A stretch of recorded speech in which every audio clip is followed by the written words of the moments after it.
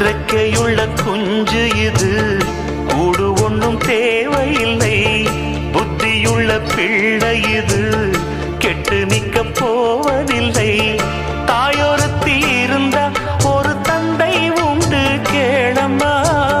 தந்தை ஒண்ணு இருந்தா பெத்த பாட்டி இன்றி போகுமா? தெருவோரம் கிடந்தும் அனாதை இல்லை.